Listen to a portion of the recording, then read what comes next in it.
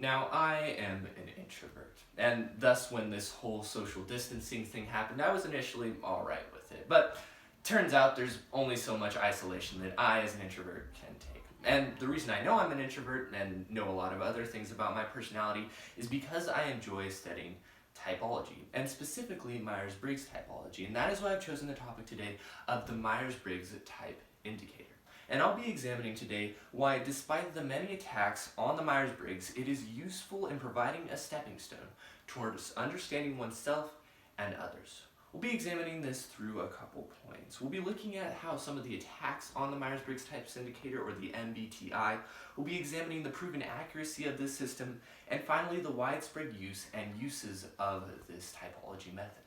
Now, to start off with some of the attacks on the Myers-Briggs type indicator. Now, first of all, it is fairly widely rejected by most psychologists as a professional means and as a research area. This is according to Bahar Gahilapur, writing for Live Science. She says, quote, "Despite the popularity of the test, many psychologists criticize it," end quote.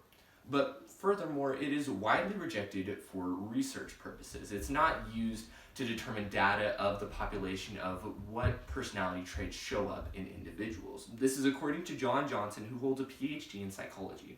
He says, quote, "The MBTI has been the target of extremely harsh criticism from the community of professional personality psychologists," end quote.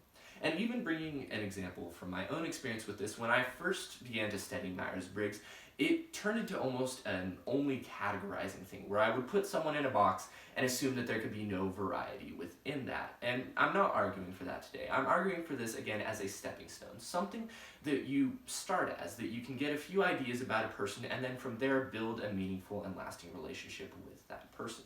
So let's look now at some of the proven accuracy of Myers-Briggs. Now, it is, first of all, scientifically acceptable. It's not 100% true, but for the most time it comes out accurate. According to Paul King, writing for Forbes, he says, quote, "Scientific evaluation of MBTI has found its reliability to be acceptable.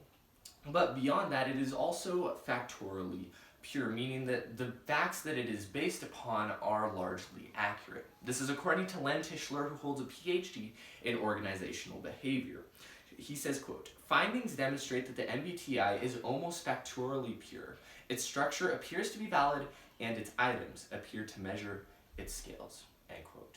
But another thing, as I mentioned earlier, the MBTI isn't used for research purposes. The method of typology that is used for research purposes is known as the NeoPi, and it turns out that the MBTI actually compares very similarly to the NeoPi in terms of the output of its data. According to Paul King, writing for Forbes, he says, quote, "The MBTI has also been systematically compared to the more modern and rigorous NeoPi personality tests used in psychology research, and found to be fairly well correlated along several dimensions," end quote.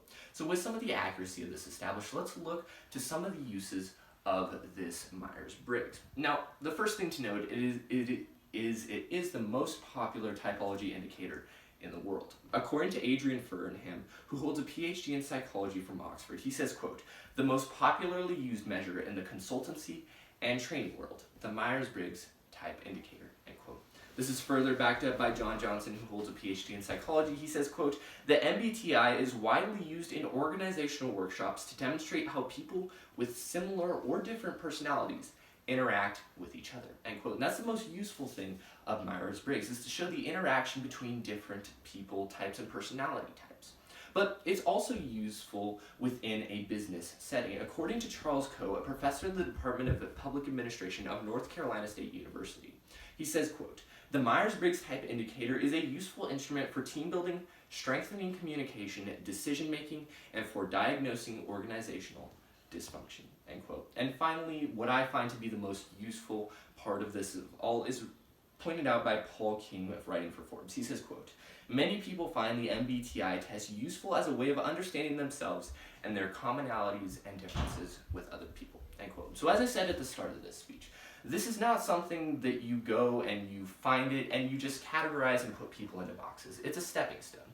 You shouldn't reject it entirely, but you should take it with a grain of salt. You should start with this and work towards other things. And we've seen this, that despite the many attacks on Myers-Briggs, it is useful for the stepping stone and understanding others.